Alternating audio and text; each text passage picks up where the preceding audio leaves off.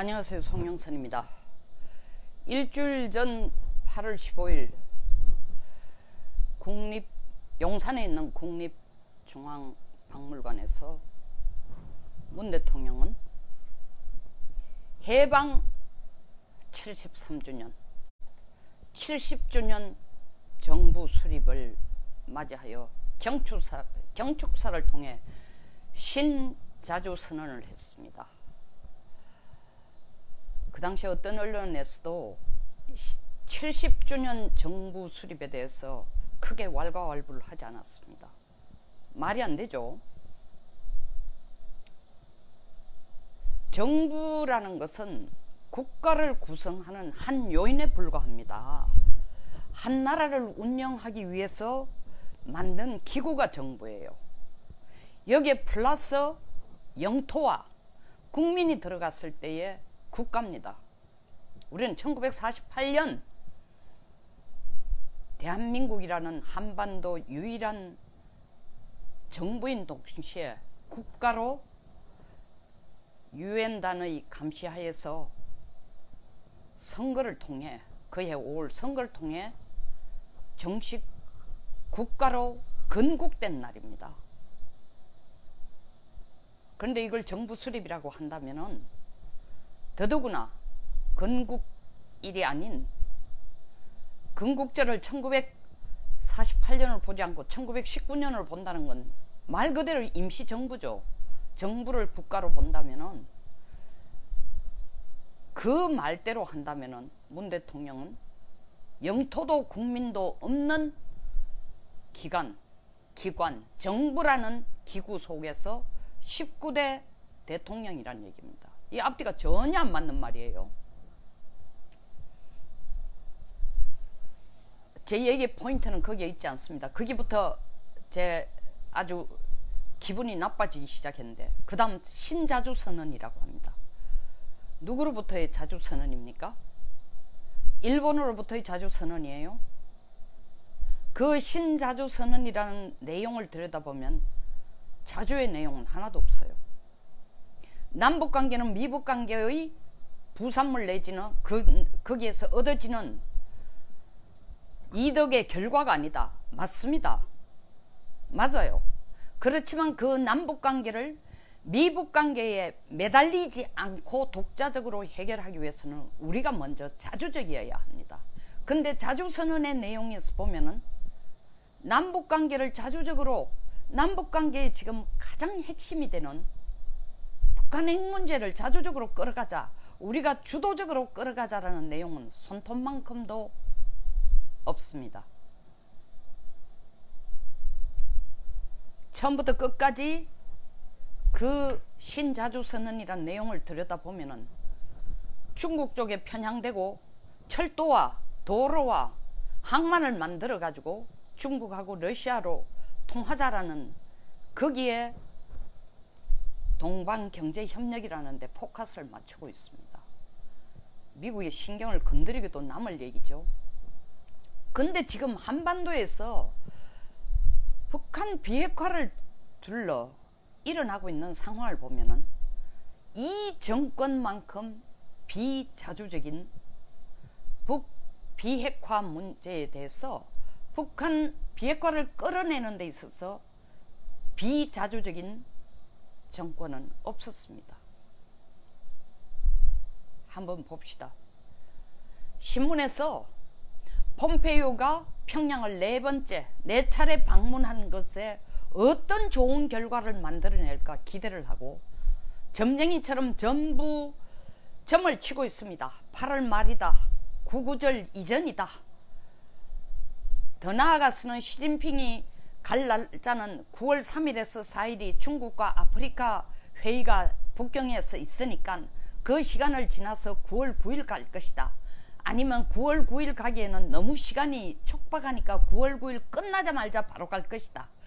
아니면은 러시아와 동방경제포럼이 11일, 12일 있으니까 그 끝나자마자 돌아오는 길에 평양을 들려서 9월 13일까지 갈 것이다. 아니면 구구절을 축하하기 위해서 9월 9일 갈 것이다. 아니면 폼페이오가 북한을 방문한 이후에 그 결과를 봐서 중국도 과실을 따먹기 위해서 그 후에 갈 것이다. 전부 점쟁이 같은 추적 기사만 쓰고 있습니다. 그 어느 곳에도 우리가 북비핵화를 끌어내기 위해서 주도적으로 해야 될 얘기는 하나도 없고, 폼페이오 가서 해결해주고 시진핑이 북한을 가는 데 대해서 큰 기대를 거는 이유가, 시진핑이 북한을 가서 북한의 평양에 가서 김정은을 만나고 우리 핵 문제를 해결해 줄 걸 기대하고 있습니다. 웃기는 얘기죠. 얼마나 비자주적이고 얼마나 의타적이고 의존적인 발언입니다. 그래놓고 대통령은 운전자론을 얘기를 했어요. 한반도 문제는 한반도가 주도적으로, 남북이 주도적으로 해결한다고 판문점 선언에서 언급을 해놓고도 막상 우리 민족의, 우리 대한민국의 가장 큰 숙제인 북한 비핵화 문제에 대해서는 이건 미국과 북한이 알아서 해결해라. 그러다가 미국으로부터 완전히 도외시될 것 같으니까 또 깜짝 놀라가 중운전자론을 필요할 때마다 한 번씩 집어넣고 있습니다.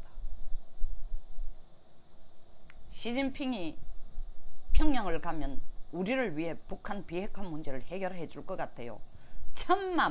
만만의 말씀입니다. 꿈 깨십시오. 절대로 그런 일은 없습니다. 시 주석이 지금 북한 비핵화 문제를 트럼프가 계속 꿍꿍 앓는 소리를 하는 것처럼 작년에는 비핵화를 위해서 유엔 제재에 좀 협조를 하는 것 같더니 올해 들어가 중국이 진짜 방해 공작만 하고 있다, 비협조적이다 하는 얘기만 봐도 알 수 있다시피 중국이야말로 북한 비핵화 문제를 미국에 대한 중국의 위상, 그리고 미중 간의 문제 해결하기 위한 가장 큰 카드로 흔들고 이용하고 있는 국가인데, 그 중국이 우리를 위해, 시진핑이 평양을 가면은 우리를 위해, 대한민국을 위해 북한을 설득해요. 꿈 깨십시오. 지금 이 멘탈리티를 보면요, 1905년 7월 중순에 미국의 국방장관 윌리엄 탭트와 일본의 총리 카츠라 두 총리가 만났어. 카츠라 타로 두 총리가 7월 29일이죠. 중순에가 7월 29일 만났어. 자, 미국은 필리핀을 관할해라, 우리는 조선반도를 관할할게 하고 나누어 먹은 상황, 이 상황에 대해서 우리는 두고두고 국내 모두는 아니지만 특히 반미주의자들 혹은 미국에 대해서 그 후에 역사를 분석한다는 사람들까지도 미국 놈이 때려 죽일 놈이다, 나쁜 놈이다, 우리 모르게 일본하고 사바사바해서 미략을 통해서 일본에게 조선반도를 넘겨주면서 저거는 필리핀을 가져갈 욕심으로 일본에게 조선반도를 넘겨준 형편없는 놈들이다 라고 욕을 하고 있습니다. 저는 미국이 필리핀을 가져가면서 일본을 조선반도에 넘긴 카츠라 탭트 조약, 이것도 사실 엄밀하게 밀약이 아니에요. 밀약이라고 붙인 건 우리 용어예요. 그 미국의 용어는, 원래 이 용어는 어그리드 메모런덤입니다.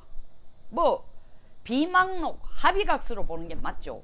근데 우리가 밀약이라고 하는 이유는 우리가 그 실질적으로 카츠라 탭트에 대한 회담 정보가 전혀 없었기 때문에 억울하다는 차원에서의 밀약입니다. 억울하다는 차원에서. 일본은 조선을 손에 넣기 위해서, 조선반도를 손에 넣기 위해서 1894년 청일전쟁 이후에 청나라를 이기고 난 뒤에, 그리고 1910년 후에 러일전쟁, 1904년 러일전쟁을 이기고 난 후에 어떻게 하면은 영국과 미국과 일본이 합쳐서 중국을 견제하면서, 러시아를 견제하면서 일본의 야욕을 충족시킬까 하는데 고심을 해오던 차에 미국을 꼬드겨서 너희들이 필리핀 해라. 미국의 관심은 그 당시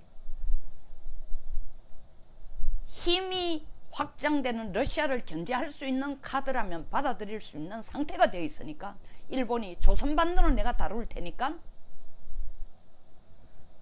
너는 필리핀을 가져가라. 그 미국의 전략적 이해관계 속에서 이루어진 겁니다. 그걸 두둔하는 건 아닙니다.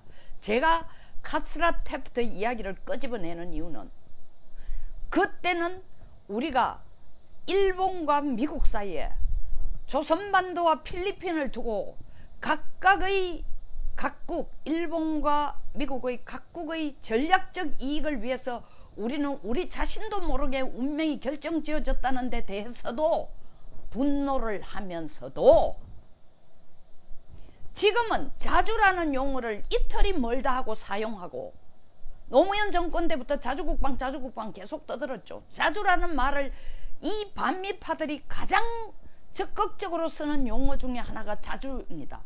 그런데 지금은 카츠라 테프트 선언할 때처럼 미국과 중국이 뭘 하는지 모르는 게 아니고 우리는 너무 잘 알고 있는데 중국이 북한을 이용해서 어떻게 우리를 그들의 관할하에 넣으려고 하고 미국이 북한 비핵화 문제를 해결하기 위해서 어떻게 우리의 협력을 얻어서 비핵화 문제를 해결하려고 하면서 동시에 우리의 협력을 얻어 중국의 태도, 북한 비핵화 뒤에 서서 북한을 꼬드기고 비핵화를 하지 않도록 조종하고 있는 중국에 대해서 어떻게 압력을 가할 수 있는가를 미국이 계속 우리에게 협조를 구하는, 다시 말하면 천지가 다 아는 상황에서 문제가 이루어지고 있는데도 우리 스스로 가장 비자주적으로 미국 간에 해결해라고 던져놔 놓고 책임을 져야 할 때는 미국 간에 해결하라고 던져놔 놓고 막상 미국이 나서서 너희들 또 북한 비핵화에 대해서 적극적으로 참여를 하라고 하면은 운전자론을 들고 나왔어. 우리 할 말이 있다. 한반도 문제는 우리가 주체적으로 해결하겠다. 당사자 원칙에서 우리가 주도적으로 끌어가겠다. 남북 문제는 미국 문제의 결과에, 미국 관계의 결과에 따라 얻어지는 부산물이 아니고 우리가 주체적으로 나서겠다고 하면서 정작 우리가 주체적으로 해결해야 될 북한 비핵화 문제에 대해서는 꼬리를 내릴 뿐만 아니라 책임 회피를 하고 있습니다. 이거 얼마나 비자주적이에요. 얼마나 비자주적이에요.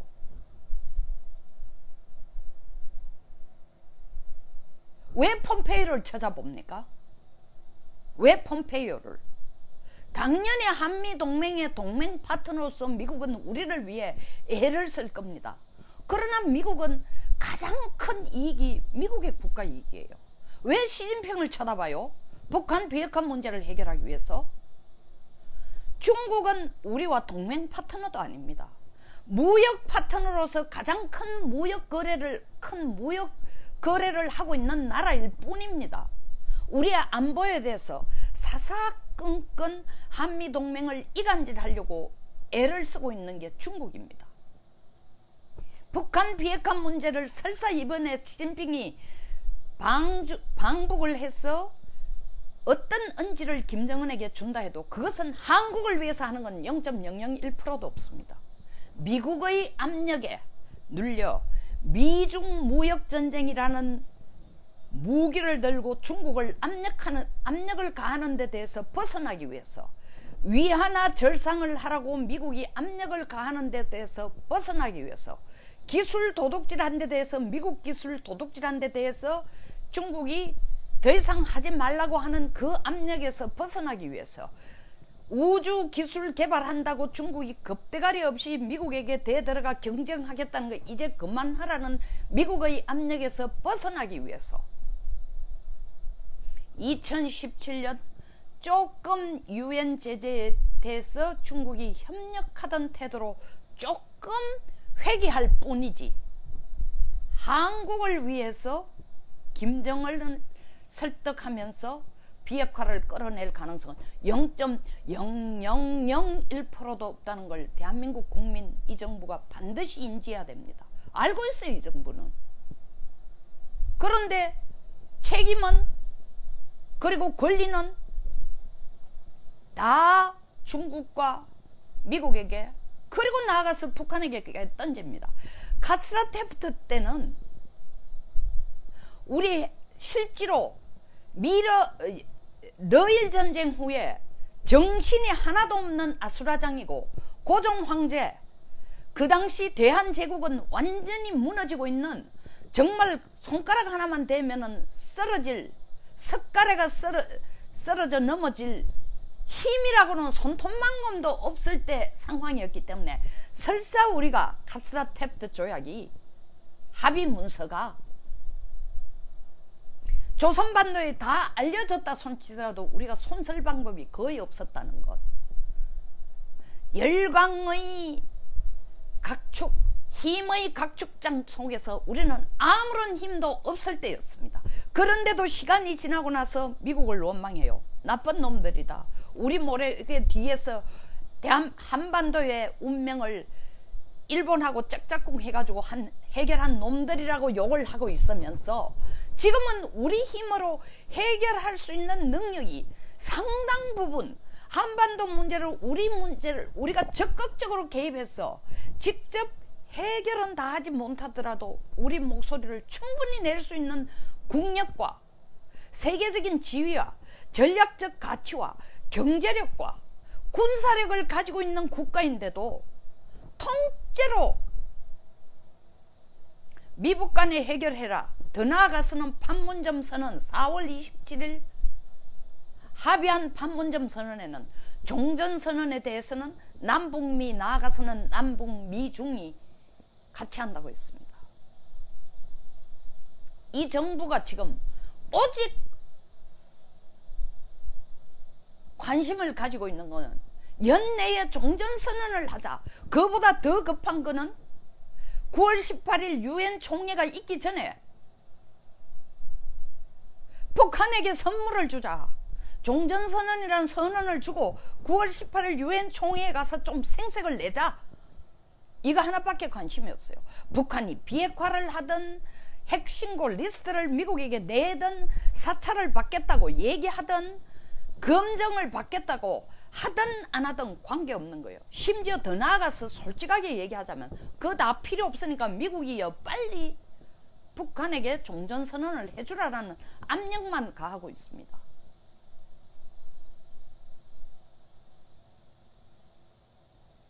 강경호 장관이 한미 간에 생각이 똑 일치할 수는 없다. 맞아요.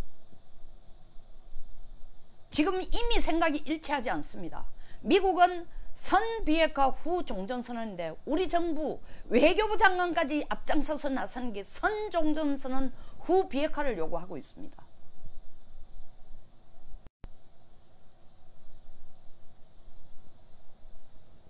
내놓고 우리는 북한 편이다라는 얘기를 외교부 장관까지 하고 있는 겁니다. 미국 혼자서 지금 사투를 벌이고 있는 겁니다. 북한 비핵화를 위해서 죽을 힘을 다하고 있어요.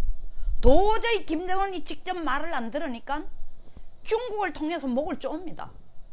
미중 무역전쟁 선언하고 360억 달러에 대해서 관세를 부과하겠다 발표했는데 사실은 5월 17일 미중 간에 무역전쟁이 더 이상이 아니라 무역전쟁이 안 열릴 거다. 협상을 땅땅 성공했다고 두드리고 난 즈음에 트럼프는 바로 정면으로 거기에 상치하게 중국에 대한 무역전쟁을 선언했습니다. 그리고 360억 달러 물품에 대해서 관세 조치를 하겠다 하고 내일 그 360억 달러 중에 160억 달러가 관세가 발부됩니다. 또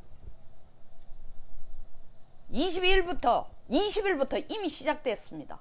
26일까지 일주일간에 걸쳐 이미 미국이 발표한 추가 2천억 달러 중국의 대미 수출에 대해서, 수출 품목에 대해서 관세 조치할 것을 357명이라는 무역과 관련된 정인들을 불러놔 놓고 이게 해야 될 것이냐 말아야 될 것이냐 공청회를 열겠다는 겁니다. 그 공청회는 쇼죠. 이미 미국은 2천억 달러에 해당하는 물건에 대해서, 물품에 대해서, 중국의 대미 수출품에 대해서 관세 조치할 결심을 하고 있습니다. 또 나아가서 뭘 얘기했습니까? 위안화 절상하라고 지금 압력을 가합니다. 중국이 지금 환율 개입을 하고 있다. 지금 무역에, 대미 무역에 덕이 되도록 환율을 낮춰가지고, 위안화 환율을 낮춰가지고 수출의 손해를 줄이고 있으니까 위안화 환율을 올려라. 그러면서 하는 얘기가 뭐예요? 우리는 이거로 끝나지 않을 거다. 무역전쟁 끝낼 생각이 손톱만큼도 없다 했습니다. 이거 중국이 섣불리 미국에 대해서 패권 도전을 하겠다고 나서는 데 대해서 망치로 때리는 것이기도 하지만, 정말 미국의 마음속에 저 깊은 곳에 또 다른 하나의 이유는 정말 중국이 조금 협력하는 제스처를 2017년에 보이더니 2018년 들어서 북한과 3차례나 만나면서 북한을 다시, 트럼프가 그렇게 공을 들여놓은 김정은을 세뇌공작시켜서, 중국이 세뇌공작시켜서 비핵화하지 마라, 시간 끌어라 해서 북한 비핵화를 시간을 끌도록 만든 게 중국이라고 트럼프는 철저히 믿고 있기 때문에, 심평 너도 한번 골탕 먹어봐라 라는 북한 비핵화에 대한, 북비핵화에 대한 중국의 딴지, 방해, 지연작전, 북한 부추기기 작전, 여기에 대한 괘씸죄로 위안화 절상, 물론 이거는 관세와도 관계됩니다. 위안화 절상. 미 의회에서 지금 어땠어요? 의회뿐만 아니라 기업인들이 난리가 났잖아요. 자동차에 대해서 관세 조치하는 거 정말 미국 경제에 덕이 안 된다 라고 거의 한 목소리로 나서고 있음에도 불구하고 중국에 대해서는 추가 관세 조치 찬성이라는 거예요.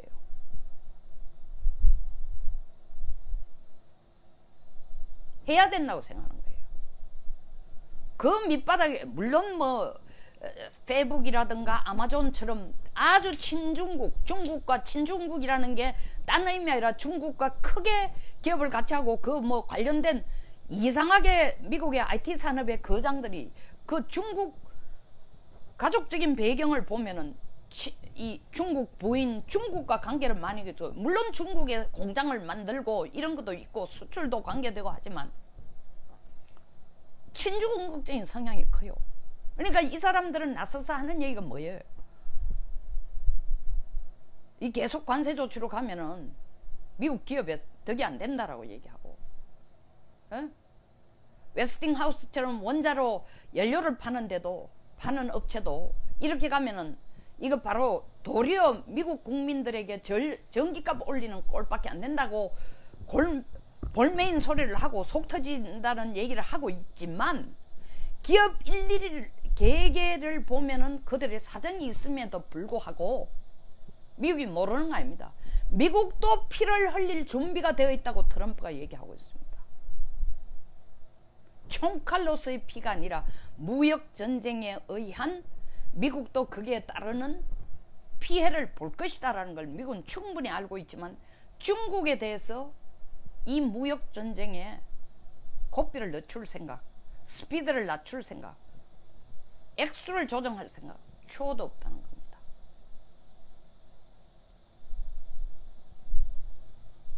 이렇게까지 미국이 열심히 중국으로 하여금 북한 비핵화 문제를 좀 해결해주고 적극적으로 협력하면은 중국에 대해서도 좀 미중 무역전쟁이나 위안화 문제에 대해서도 연말에 가서 무역 협상을 좀 할 생각이 있다고 계속 흘리고 있음에도 불구하고 우리 정부는 거기에 대해서 상반되는 정책을 계속 펴고 있는 겁니다. 어떻게? 미중 무역전쟁이 일어나면 한국이 당연히 피해 당사자가 됩니다. 왜? 우리가 중국과 가장 큰 무역 파트너니까. 우리의 가장 큰 무역 수출국이 중국이니까. 지금 360억 달러에 대해서는 직접적인 피해를 아직 340억 달러에 대해서 직접적인 피해를 못 느끼고, 오늘부터 관세가 부과되는 160억 달러에서 직접적인 피해를 못 느낀지 몰라도 2천억 달러, 우리의 모든 생활 부분에 피해를 당하지 않을 수가 없습니다. 그럼 지금 우리가 해야 될, 북한 비핵화 문제를 해결하기 위해서 우리 정부가 해야 될 일은 뭡니까? 중국을 설득을 시켜야 됩니다. 중국에게 들어붙는 게 아니라, 중국 설득이라는 것은 바로 미국이 지금 이번 달 들어 벌써 세 번째나 3일, 15일 오늘까지 합쳐가 대러 제재, 대중 제재 하고 있는 미국의 독자적인 유엔 제재를 우리도 적극적으로 참여해 주는 것이 중국에 대한 압박이에요. 중국으로 하여금 북한 비핵화 문제를 해결하도록 하는 스리쿠션식의 압박이란 말입니다. 근데 우리 정부가 하고 있는 게 뭐예요? 남북 공동 연락사무소 만드는 거는 북한 비핵화 문제하고 아무 관계가 없다. 미국은 미국대로 비핵화 문제에 열을 올려라. 폼페이오도 평양 가서 우리 쪽에 좀 덕이 되도록 해결해 주라. 우리가 공동 연락사무소를 만드는 것은 남북 간의 협력과 신뢰를 구축하기 위해서다. 신뢰? 이미 다 깨졌죠, 신뢰. 지금 신뢰 구축할 게 뭐 있습니까? 연락사무소가 없어서 신뢰 구축이 안 되는 거예요. 웃기는 소리 하고 있네. 에? 연락사무소 만들면은 신뢰가 구축되는 게 아니라 북한의 김정은의 콧대만 더 높아집니다. 연락사무소 통해서 사사건건 우리에게 뭘 요구하겠어요? 빨리 남북 경협해라. 미국 눈치 보지 말고. 그 외에 더 뭐 얘기하겠어요? 또 뭐 얘기하겠습니까? 군사 핫라인을 두고라도 이걸 간접적으로 연락사무소를 통해서도 국방부에게 압력을 넣을 겁니다. 직접적으로 연락사무소가 하는 역할은 그게 아니더라도 GP 송 장관이 얘기했어요. 우리만 철수하는 게 아니다. 북쪽도 한다. 웃기고 있습니다. 북한 GP 없애나 있으나 똑같아요. 300m 철책선 300m까지 걔들이 군대가 다 내려와 있는데 GP 있으면 뭐합니까? 속된 말로 땅 하면은 바로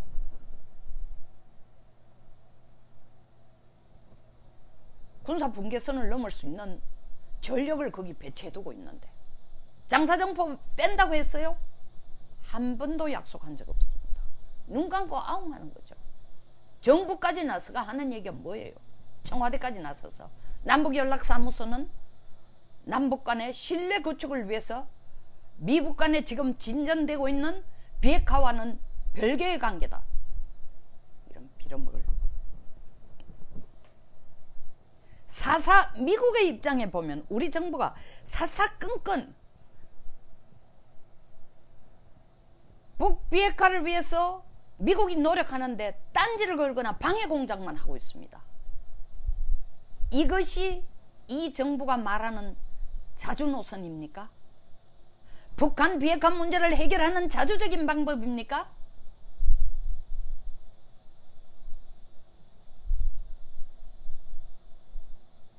이것이 이 정부가 말하는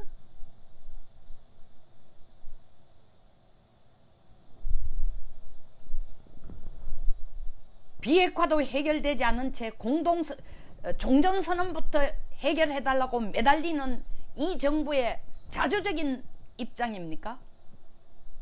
카스라 테프트 선언을 할 때는 100년 전, 정확하게 113년 전 1905년 7월 29일은 우리는 지금과 비교가 되지 않을 정도로 그걸 공개적으로 했다 해도 우리가 어떻게 할 수 있는 힘이 전혀 없을 때입니다. 지금은 아까도 말씀드린 것처럼 경제력, 군사력, 정치력, 외교력 그때와 비교가 되지 않을 정도의 힘을 갖게 됐습니다. 우리가 어떻게 행동하느냐에 따라서 우리가 을이 되는 게 아니라 상황에 따라서 우리가 갖가지 플레이를 할 수 있습니다. 왜? 중국도 우리를 아주 중요한 전략적 요충지로 생각하고 미국도 우리를 중요한 전략적 요충지로 생각한다면은 북한 비핵화 문제를 우리가 제대로 주도적으로 해결함으로써 중국과 미국의 협력을 다 끌어들일 수 있는 입장인데 그거 다 포기하고 우리를 더 적극적으로 북한 비핵화 문제를 해결하는데 적극적으로 나서겠다는 미국은 멀리하면서 북한 비핵화 문제를 비핵화 이슈를 가지고 카드를 가지고 우리를 북쪽과 남쪽을 한 통속에 이어가지고 자기 손안에 넣으려는 중국 쪽으로 더 가까워가면서 미국에 대해서 점점 더 딴지 정책만 쓰고 있는 이 정부가 자주적이라고 할 수 있어요?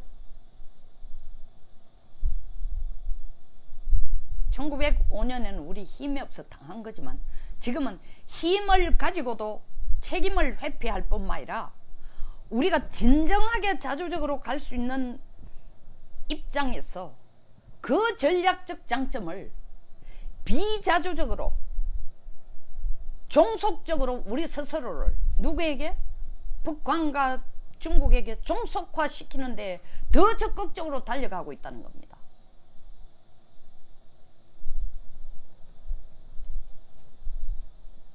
이러면서 8월 15일 뭐 114년 만에 완전히 제자리를 찾은 기부이다라고 얘기를 하면서 용산에 있는 국립중앙박물관에서 신자조선언을 했습니다. 그것도 더 나아가서 정부 수립 70주년이라 했습니다. 정부 수립이라면은 아까 내가 모두에 말씀드린 것처럼 정부는 한 나라를 운영하기 위한 기구에 불과합니다. 기구일 뿐입니다. 영토도 없고 국민도 없어도 정부는 가능합니다. 영토와 국민이 정부와 합쳐졌을 때 국가가 됩니다. 대한민국은 1948년 8월 15일 건국된 나라입니다. 우리보다 3주 후에 만들어진 것이 김일성의 주장에 의해 구구절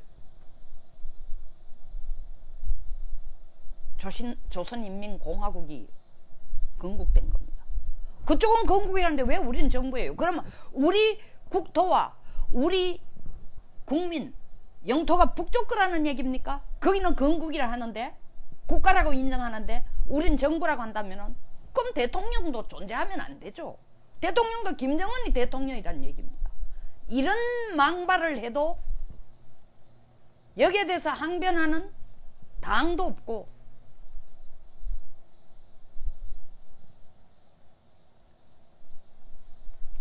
항변하는 뭉쳐진 목소리도 없고 신자주선언이라고 코팅을 해서 내놓는 것에 대해서 이것이 왜 신자주선언인지 쪼개고 분석해서 대드는 목소리도 없고 국가 자존심은 지금 1910년에서 36년 일제치하 때보다 더 허물어져 가고 국민들을 완전히 좀비화하고 있는데도 여기에 대응하는 목소리는 우파 정권의 목소리는 갈수록 기어들어간 숨어서 내는 입을 뒤집어 쓰고 고함 지르는 꼴밖에 안 됩니다. 이 대한민국이 북한 비핵화 문제에 대해서 폼페이오를 쳐다보고 시진핑을 쳐다보는 게 아니라 폼페이오를 진두지휘하고 시진핑을 진두지휘하면서 실질적으로 우리가 앞서서 비핵화 문제를 해결할 때만이 그리고 그들은 우리의 보조자가 될 때만이 진짜 자주국가가 되는 겁니다. 신자주선언이라고 8.15 때 발표한다고 해서 신자주선언 자주국가가 되는 게 아니라 여기서 마치겠습니다. 통탄스럽습니다. 좋아요와 구독 버튼을 꼭 부탁드립니다. 그리고 많은 공유도 부탁드리겠습니다. 좋은 하루 되십시오. 감사합니다.